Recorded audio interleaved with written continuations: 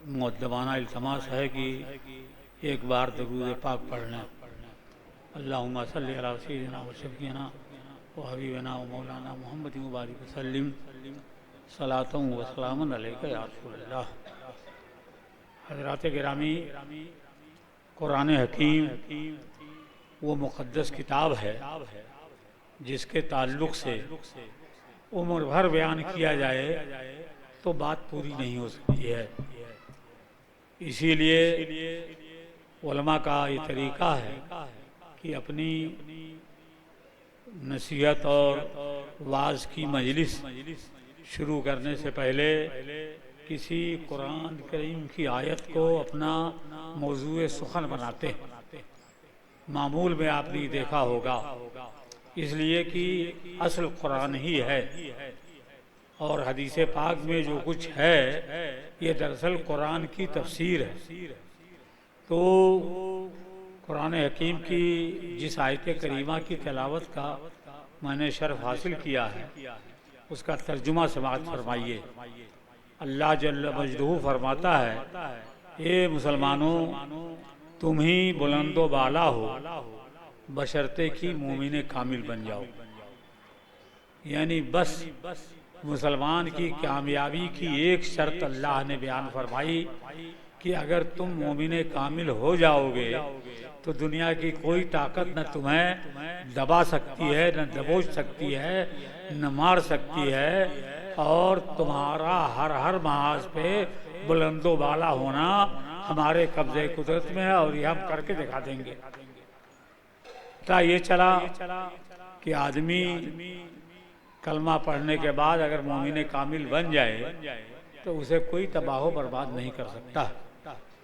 और कुरान ही में ये तारीख़ बयान की गई है कि हज़रत मूसा अलैहिस्सलाम जो बड़े ही अज़ीम और जलीलुल क़दर पैगंबर हैं, जिनका जिक्र कुरान में हमारे पैगंबर के बाद सबसे ज़्यादा है।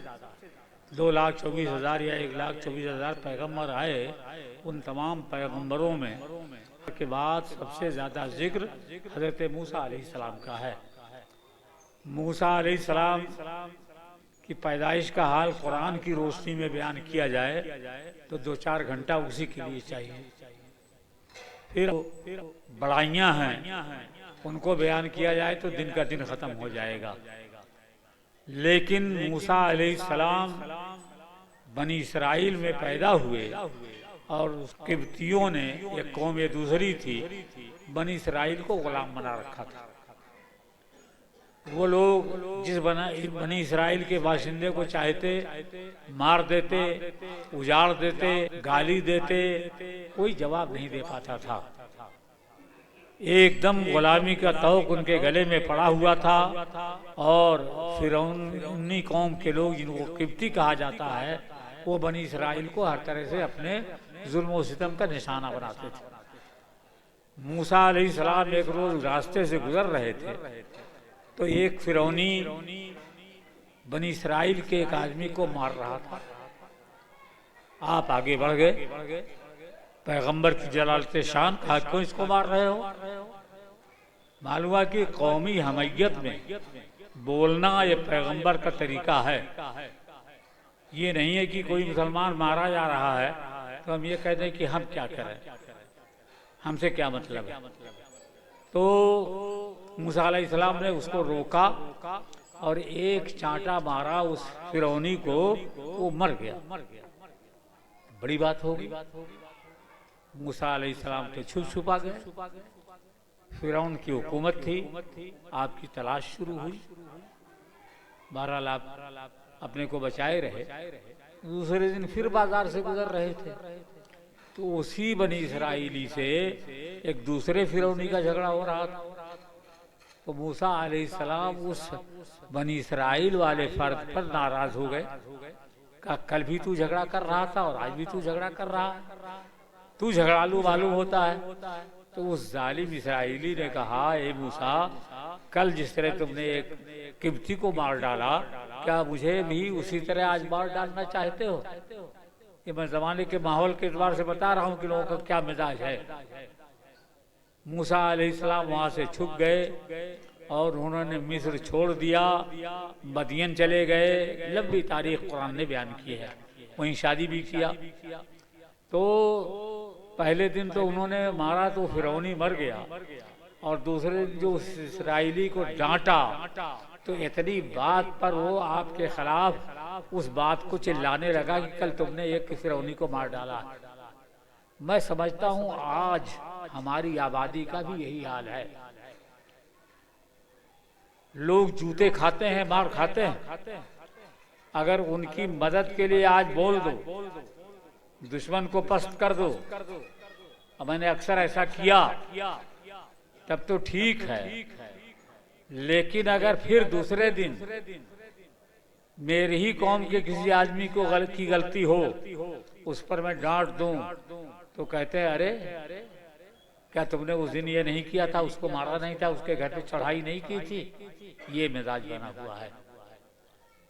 मालूम बिल्कुल वही माहौल है जो हज़रत मूसा अलैहिस्सलाम के ज़माने में फिरौनियों और इसराइलियों का था।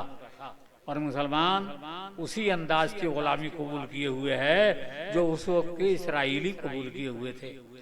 अल्लाह के पैगंबर पर उसने इस तरह इल्जाम जड़ा, और करीब 20 साल हज़रत मूसा अलैहिस्सलाम को मिस्र से बाहर रहना पड़ा।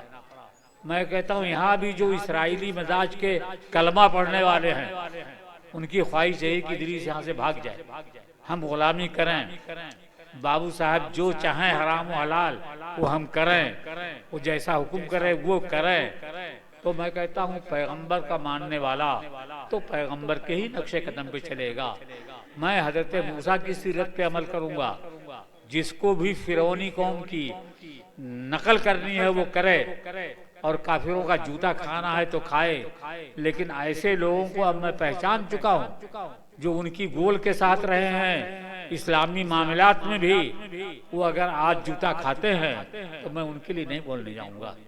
लेकिन अगर मेरा कोई मुसलमान भाई कहीं मुसीबत में पड़ेगा तो इदरीस उसके लिए लड़ने को तैयार है। और अल्लाह ने इतनी कुव्वत दी है कि अब तक मैं सैकड़ों जंगें काफिरों से लड़ चुका, और अल्लाह ताला मुझे हर एक में कामयाबी देता, क्योंकि ये इरशाद रब्बानी है, वह तुम मोमिनीन, बिला शुबह तुम ही बुलंदो बाला रहोगे, बशर्ते कि मोमिन कामिल बन जाओ।